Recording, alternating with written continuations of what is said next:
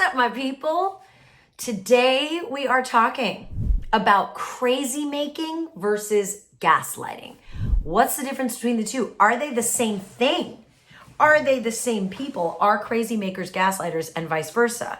These are interesting questions we've all probably asked at one point or another, because to be human is to be made crazy every so often and to be gaslit from time to time.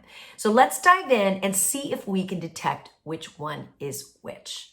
But before we dive in, one quick thing.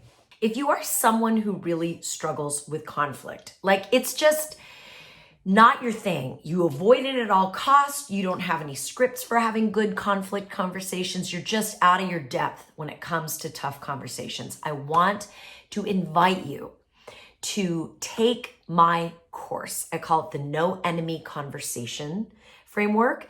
It is at noenemy.bronwyncommunications.com, because sometimes we look for these videos on the internet about gaslighting, about narcissism, but what's actually required is not just beefing up our skills to combat these people that are gaslighting us or narcissists. We actually also need to double down on our baseline skills around how we handle conflict, how we handle it when the temperature goes up. Because if you don't have those skills, my friend, you are going to have a very flatline career, because the people who move up into the right in their jobs are people that can handle the heat. And if you need to learn how to handle the heat, get on over to noenemy.bronwyncommunications.com. You're welcome. Anyway, let's dive in.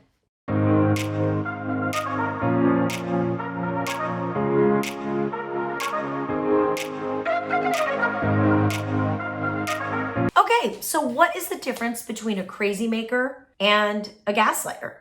Well, the first time I ever heard the phrase crazy maker was from the incredible, sensational, fantastical book, The Artist's Way by Julia Cameron. And crazy makers, based on her description, are the people that, without even necessarily realizing it, are pulling you into their drama whirlwind. Woo! Crazy makers are very, very good at hijacking whatever you had planned for the day. And the way they do it, they draw you in either by coming at you with a great big emotion that they need help processing, right? Let's say you're just finally sitting down to write that email that you absolutely have to get right. Phone rings and so, this doodad is calling you in tears or hysterical or freaking out. And next thing you know, you've lost the hour that you had earmarked for that particular email. Right? That's a crazy maker. Or let's say that you've decided you are going to have an ironclad, non-negotiable workout time every day from 10 a.m. to 11 a.m. And your roommate gets wind of this, and she's like, not on my watch.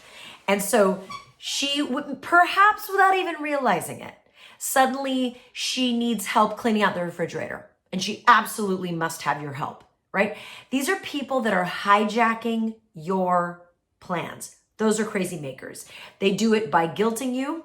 They do it by having a huge emotion that you now have to take care of. P.S. It is not your job to manage other people's emotions. Say it with me. It is not my job to manage other people's emotions. I'm in charge of my emotions. They're in charge of theirs. I mean, Jesus, we could do a whole YouTube episode just on that. And sorry about the squeaking. It's my chair. My chair, she talks all day long. She squeaks. That's what crazy makers do. They hijack. What gaslighters do, and there is a tremendous amount of overlap here, trust me. But crazy making is a tactic, just like gaslighting is a tactic. Crazy making is about hijacking someone's plans. Gaslighting is about replacing or talking someone out of their version of reality. Crazy making is, oh my God, I know you have to write that thesis paper, but I just broke up with my boyfriend and I need you to help me. That's crazy making, right? Hijacking. Gaslighting is, you never, ever are there for me. And now I need you because my boyfriend broke up with me and I know you won't be there for me because you never are. And you're like, wait a minute, what do you mean never? Who is the one that's always picking up the pieces with you in this ding dong? That's me, right? And if she comes back and says, oh no, that's not right. You're misremembering.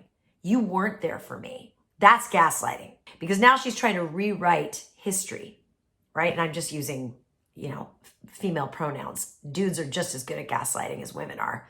I'm sure non-binary and trans people are great at gaslighting too. It's human to gaslight. It's not part of our higher nature to gaslight, but I'm convinced that a lot of us learned gaslighting because we are humans and we are not willing to tolerate the suffering of getting a no from someone. Some of the most heartbreaking emails I get or comments on this YouTube channel are from people who are gaslighters. And they say in the comments, oh my God, I just found out what gaslighting means. I just found out it's something I do. And I'm about to lose my beloved, fill in the blank, because I'm doing it. Help me stop. It's heartbreaking. They don't actually consciously realize they're doing it. Or if they do consciously realize they're doing it, they think it's just part of communicating because it's how they were raised. They were raised in an environment that was totally not validating, right? They were raised in an environment where someone was overriding their sense of reality. So they were like, okay, this must be how it works. Here we go. I'm not getting what I want, so I'm going to manipulate my way to get what I want. And part of that manipulation tactic is gaslighting.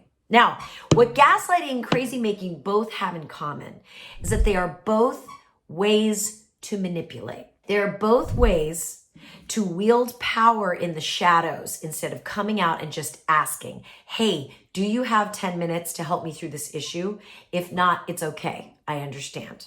I will respect that boundary, right? That's wielding power out in the open. I'm going to make a request, and if you tell me no, I'm going to sit with my feelings of rejection and deal with them because I am a grown-ass person, right? That's wielding power directly. Wielding power indirectly through manipulation looks like crazy making, looks like gaslighting, right? I knew someone one time that absolutely had a second sense of when I was writing in my journal. I mean, it was like clockwork. This person knew that I would be writing in my journal. It was like she was connected to me energetically. She just knew. And that phone would ring and I would be like, this person is always fragile, always a hot mess. I'm always the person that listens to them. I can see that the phone is ringing. My mind is telling me that means they're in trouble and it's my job to fix them. And every time that person would call, I would be in this internal battle. Do I pick up? Do I pick up? Do I pick up? And once I was able to label that person as a crazy maker, it was so much easier to have a boundary around it. Because then I was like, oh no, that's just, she's in crazy making mode. It's not personal. This is just my time to myself. And if I feel like I have time later on, I will call them back. They need to have more than just one friend to unload on. It's not fair to me. So I'm not going to pick up the phone, right? That's the power of getting some language and labels around what this behavior is. Because then you can make decisions. You can't be manipulated into things.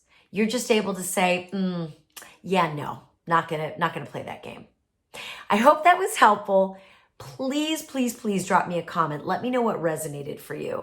And like I said, if you're struggling with having boundaries, if you're struggling with tough conversations, you need scripts, you need strategies, you need tools, you need to take my No Enemy conversation course, noenemy.bronwyncommunications.com. Have a beautiful week, my friends, and shine on. We need your light.